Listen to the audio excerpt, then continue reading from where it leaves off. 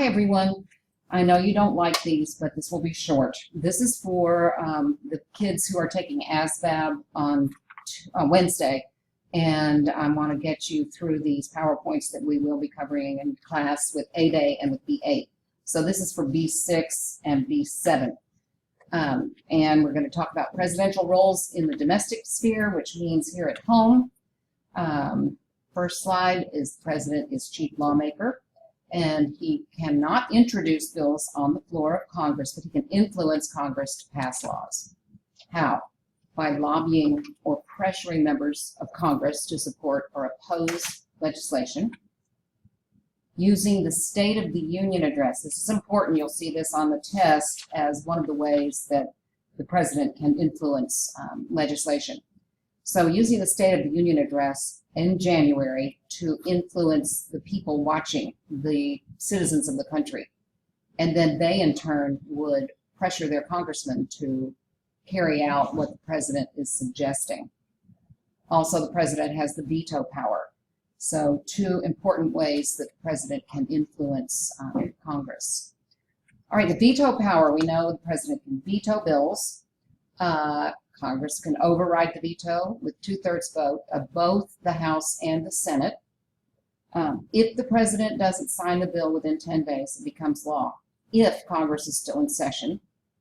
If the president doesn't sign it and Congress adjourns before the 10 days is up, the bill dies.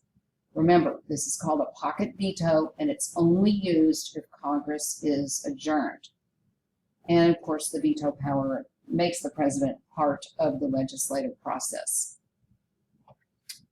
Line item veto is something, as a vocab term, it's unconstitutional. Remember that. It did allow the president at one point in time to strike out specific items in an appropriations or money budget bill while allowing the rest of the bill to become law. Most presidents save the veto for important matters rather than smaller legislative matters because they want to get along with Congress as much as they can and save their political capital for the big important bills if they're going to veto. Signing statement is written by the president after signing a bill into law. Remember, the executive branch includes the bureaucracy, all the government agencies and departments. And the president is over those ultimately. So he can issue a directive to those agencies and departments that enforce the law, because remember, the executive branch enforces the law. He can direct them on how they should implement or if they should implement a law. It may say the president plans to ignore parts of a bill. This example is about the Comprehensive Addiction and Recovery Act of 2016. He signed it into law, but he was not happy with the way the Republicans in Congress failed to fund it. The Democrats wanted $920 million in treatment funding, and I don't know how much Congress approved, but not to Obama's satisfaction. So really, his signing statement with that bill was just to complain about Congress or the Republicans not funding it properly.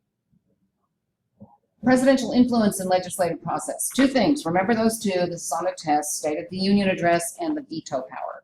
We've already been over those. All right, another term you need to know is divided government. Yes, this is on the test. It occurs when the presidency and Congress are controlled by different parties. Right now, Congress is controlled by the Republican Party. Obama is a Democrat. It makes it difficult to get things done. When the chambers of Congress, the two, the Senate and the House of Representatives, are controlled by different parties, that's also referred to as divided government. So you could have a House controlled by the Democrats and the Senate by the Republicans. They're still not going to get along very well. This causes problems. It makes it more difficult to compromise for the two sides to come together and agree on a bill. It slows down the process and causes gridlock because the two sides are bickering. And it creates problems for the president in making federal appointments. An example of that is appointing someone to replace Supreme Court Justice Alito, who died of a heart attack earlier this year. And the president has made a nomination of someone to replace him, but the Republican-controlled Senate is not confirming who he chose. They're dragging it out so that hopefully they're hoping a Republican would become the next president, and that person would appoint the new justice, and that means it would be a conservative, and then they would confirm that. How do presidents deal with divided government?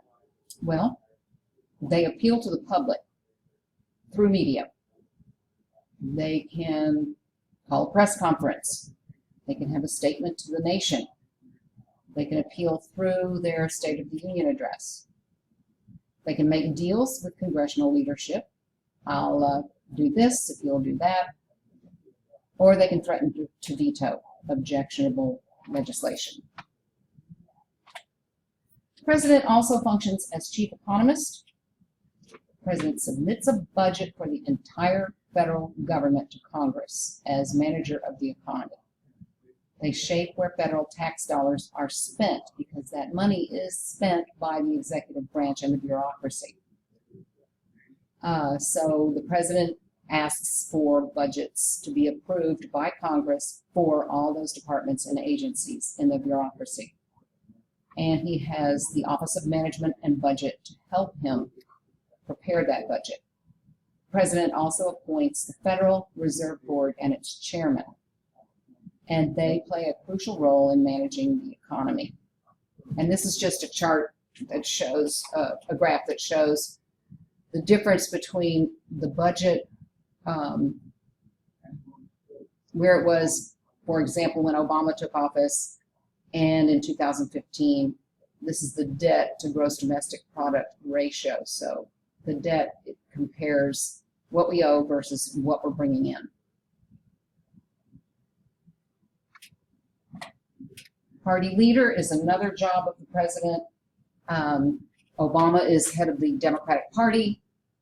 He's their major fundraiser right now. He's going around the country making pitches for Hillary and other members of Congress who are Democrats and trying to be reelected or newly elected. And he appoints members of his party and friends to the White House office staff, to the cabinet, as ambassadors, and as judicial branch federal judges. All right, that is it for this PowerPoint. The end. Stopping it.